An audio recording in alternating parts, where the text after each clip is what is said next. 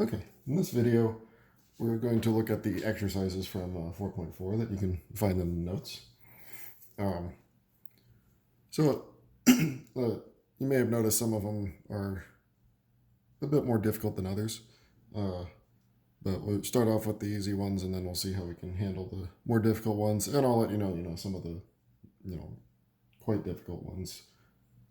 You won't see on a quiz or a test. So the first one is fairly straightforward. We see if you plug in 1 to the numerator and denominator, you do get the indeterminate form 0 over 0. So we use L'Hopital's rule. Take the derivative of the top and the bottom and do the limit again. Here we get 3x squared minus 4x on the top and just 3x squared on the denominator. And so in this, we have no problem plugging in 1. So you get 3 minus 4, so negative 1 on top, and 3 on the bottom. So that's it.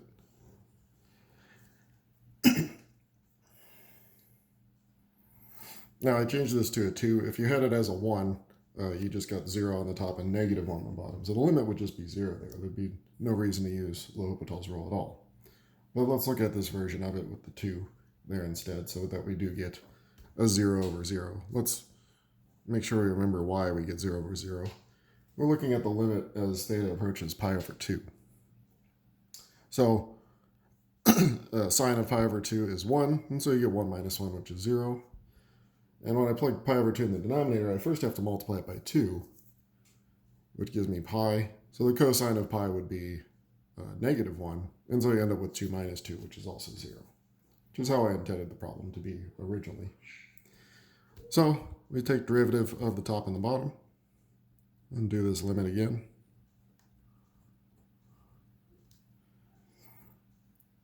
So the derivative of top would be minus cosine, since derivative sine is cosine, but the minus is still there. And on the bottom, derivative of 2 is 0. And the derivative of cosine would be minus sine, but then by the chain rule, we get a factor of 2 pop out. So we get minus 4 sine of 2 theta.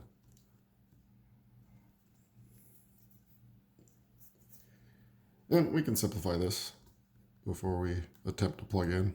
So cancel out the negatives. So we get cosine over 4 sine 2 theta. And we see again that we're going to get 0 over 0, right? If we plug in pi, pi over 2, cosine of pi over 2 is 0. And in the denominator, we have to multiply by 2 first. Sine of pi is also 0. So this again goes to 0 over 0. Well, that means we can use L'Hopital's rule again. So once again, taking the derivative of the top and bottom. Now some of you may notice you could use the trig identity here to change sine 2 theta to 2 cosine sine, but it's not necessary here, although it does make it easier because you can cancel something out. But let's just demonstrate that you could just take the derivative again.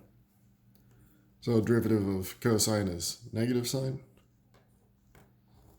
And once again, when we take the derivative of sine, we do get cosine 2 theta, but the 2 pops out, so we're going to end up with 8. Or by the chain rule, we get a 2 that we multiply by. Now we finally can just plug in pi over 2, and we get something. Sine of pi over 2 is 1, so we get a negative 1 on top. And cosine of pi is negative 1 as well, so we get negative 8. So we get a positive 1/8 as our limit. Next, we have a limit going to infinity. And so both natural log and square root would go to infinity. If you imagine the graphs of both, put them off to the side here. Natural log looks like this. It's important to remember this graph too, because we've seen natural log going to 0 and infinity. So going to infinity, it's going to infinity. But going to 0, it's going down to minus infinity. So that's important to remember with these problems. And then square root looks kind of similar to log, but it starts at 0 here. But it also heads off towards infinity. So we can use L'Hopital's rule here. So we're still taking the limit as x goes to infinity. and take the derivative of the top and the bottom. So derivative natural log 1 over x.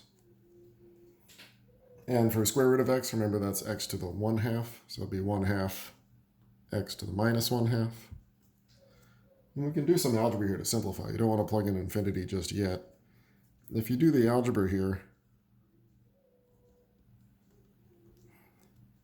bring this to the top, bring this to the bottom, bring this 2 to the top. A lot of flipping around that happens, but you get 2 root x over x. And again, you don't yet want to plug in infinity, or really let x go to infinity, because there's still more simplifying. Square root of x, maybe we make things easier and not even write it as square root, just x to the 1/2, because we brought that to the top. These are both powers of x to the 1. So we can simplify and make this 2 over x to the 1/2, or square root of x. Now we certainly have no problem letting x going to infinity, because the bottom goes to infinity, the top is a constant. So a constant over infinity is 0.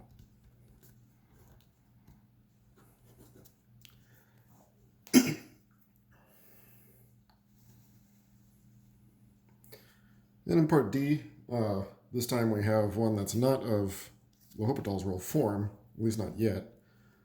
When x goes to infinity, x to the third would also go to infinity. But e to the minus x squared, if you remember the graph of just e to the x, or say e to the minus x, as x goes to infinity, this is going to 0. So e to the minus x squared, that's also going to minus infinity, or the exponent going to minus infinity, so it's going towards 0. So we have the indeterminate form of infinity times 0. Sorry, I should separate some things here. This was square root. So we need to change this into a fraction, and since we have a negative exponent, we have a perfectly natural way to change that to a fraction. Just bring that to the denominator. So we have the limit as x goes to infinity of x cubed over e to the positive x squared. So now we have infinity over infinity. So we're ready to use L'Hopital's rule. So it's important to know that, so far, the ones that we've had already were of these forms. So we didn't need to change anything. But this one was of one of the different indeterminate forms. So we have to change it into the correct one to use L'Hopital's rule. So we're ready to take derivatives. Take derivative top and the bottom. So we have limit as x goes to infinity. 3x squared on the top. And we need a chain rule for the denominator. E to the anything is just itself, but then multiplied by the derivative of the exponent, which would be 2x. Not quite ready yet. We can cancel out one of the x's. And it looks like we have to do L'Hopital's rule again. And it's certainly possible you could do L'Hopital's rule a bunch of times. But here we're just going to have to do it one more time. So it's still infinity over infinity. So take derivatives top and bottom again. This time we know we're not going to go any farther because the top is now just a constant. Sort of how you know you're not going to need to do it again. Top or bottom becomes a constant. And for the bottom, you end up with 4x e to the x squared. But it kind of doesn't matter because all that's going to infinity.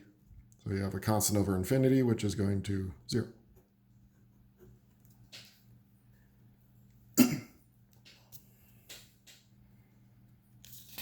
Okay. We'll finish up with the second page here. So these next ones are a bit trickier, of course. But let's see how we can handle them. As x goes to infinity for the first one here, inside the sign is 1 over x. So this guy's going to 0. And sine of 0 is also going to 0. So that one's going to 0. And x to the 3/2, as long as that power is positive, it's going to infinity. If it was negative, it would go to 0. So we have to change this into a fraction. So the easiest thing to do is just bring the power of x into the denominator as a negative exponent. So we have sine of 1 over x on the top, and then x to the minus 3/2 in the denominator. So now we're ready. It's of that form. It should be 0 over 0. Like I said, as x goes to infinity, if it's a negative exponent, it's going to 0. So it's of that proper format for L'Hopital's rule. So now we take some derivatives. And it looks like it's going to be messy, but turns out we only have to do this once. So we take derivative of top and bottom, and after we simplify, we'll be pretty much done.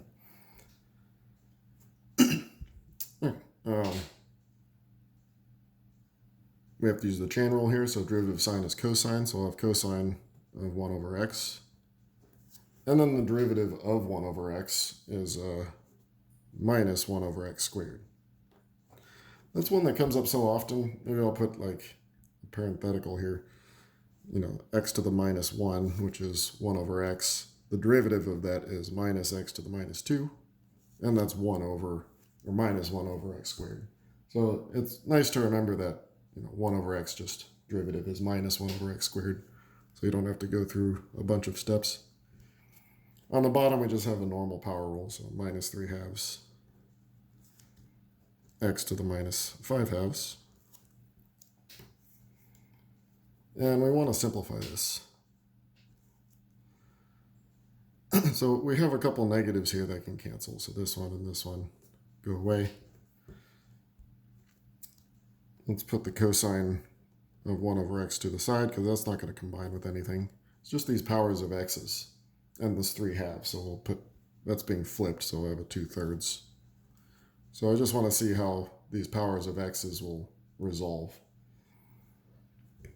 And I guess in this case, it may have been easier to keep this as x to the minus 2, because we can just subtract exponents, right? Minus 2 minus 5/2, which is plus 5/2. That gives you x to the positive 1/2. So that's how it simplifies. And we're still taking the limit as x goes to infinity. I forgot to rewrite it there. But as x goes to infinity, 1 over x is still going to 0. And cosine of 0 is 1. And that's important here because multiplying by 0 could be bad if one of them is infinity. But multiplying infinity by 1 is just going to be infinity. And x to the 1/2 would be going towards infinity since that's a positive power. 2/3 doesn't matter. And you could put the 2/3 there if you want, but you have an infinity. So anything times infinity is infinity, with the exception of 0. And it's also important to note, if we had a minus sign stick around, then it would have been negative infinity. So that affects it too. But we do get positive infinity here.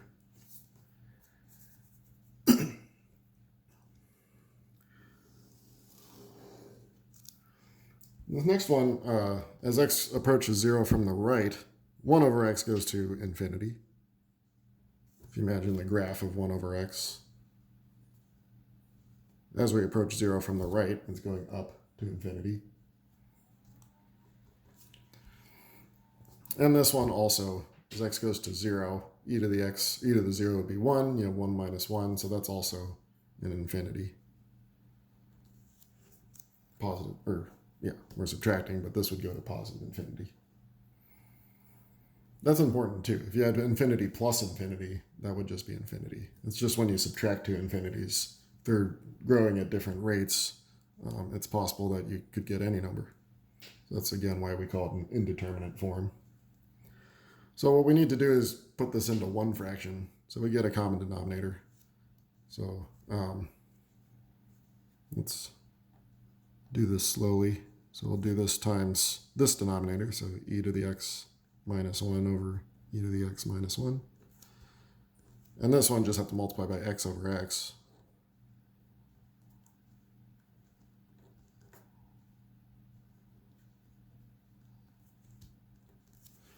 Okay, so our common denominator is going to be x times e to the x minus 1. And as usual, we don't multiply out denominators unless we really need to. And on the top, we have e to the x minus 1 minus 1. Or sorry, yeah. No, minus x, sorry. There was something wrong there. So we have this limit as x goes to 0 from the right. And now we can see on the top we would have at 0 it would be 1 minus 0, so it is 0 on the top. And on the bottom we have 0 times another 0, so it's really 0. So we do have that form. That's what we wanted. So we can turn a indeterminate form of infinity minus infinity to a 0 over 0. So now we're ready to use L'Hopital's rule on this. So limit as x goes to 0 from the right. Take derivative of the top. We have e to the x. That would go away. And the derivative of x is 1, so we have minus 1. In the bottom, we have to do a product rule for this derivative. So first times the derivative of the second, which would just be e to the x, the minus 1 would go away. And then plus second times derivative of the first, which is 1.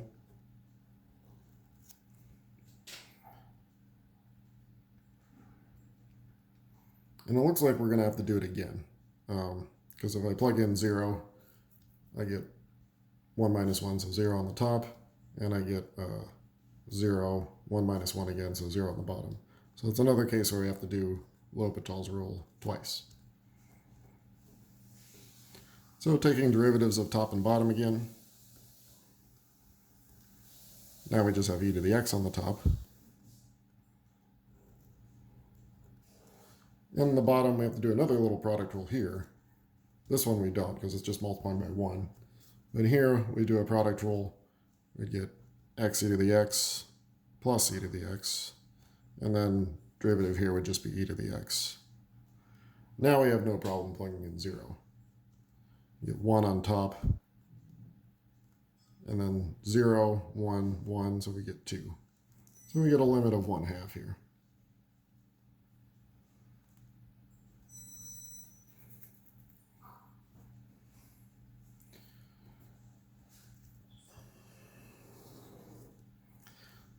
Now for this next one, I guess I sort of deemed it as too hard. It doesn't, sort of deceptive. It kind of looks like it wouldn't be that hard. But changing it into, this is going to be an infinity minus infinity. But changing it into a fraction is actually quite complicated. There's an identity if you had a minus b and you want to turn this into a fraction. I mean, you can think of it as a minus b over 1, but that's not a very useful fraction. We need a different type of fraction. So it can be written as 1 over b minus 1 over a over 1 over ab. That seems crazy, right? That this could be the same as that. But if you multiply top and bottom by ab, it does pretty quickly turn into that. So in this case, you would do 1 over natural log minus 1 over 3x divided by 1 over 3x times natural log. So limit as this goes to infinity. And this now is going to be 0 over 0. But like I said, now we have something that's way more complicated than it started, but we needed it in this form to use L'Hopital's rule. So you could go through it, do derivative top and bottom, see what you get, but I'm going to leave it at that because I think it ends up being too complicated. So we're going to finish with this last one, an exponential type. We only saw one example from the first part of this video. And the idea with exponential types, well, first you have to make sure it's of one of those correct forms. So as x goes to infinity, you have a base of infinity. But the exponent is 1 over infinity, which is 0. So it is one of those indeterminate forms. The other two were 1 to the infinity and 0 to the 0. So we call this limit something, we call it L. So we'll name it L, and then we take natural log of both sides. So natural log of L is equal to the limit as x goes to infinity, natural log of x raised to the 1 over x. So what that does is allows us to bring this 1 over x in front.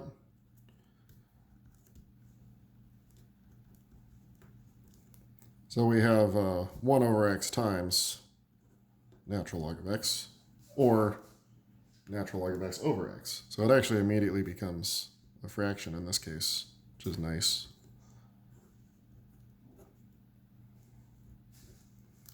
I believe we had that in the part 1. We can bring it up. Or we had something similar. We had natural log of x over square root of x, but this one's similar. It goes to infinity over infinity.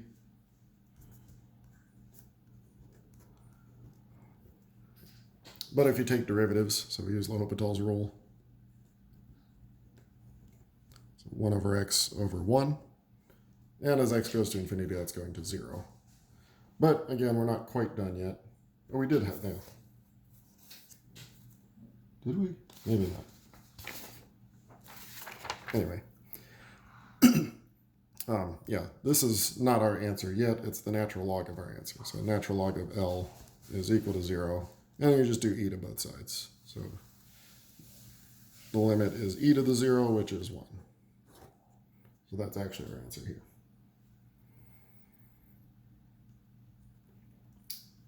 Okay, and so next video we'll jump up to 4.7, looking at optimization problems.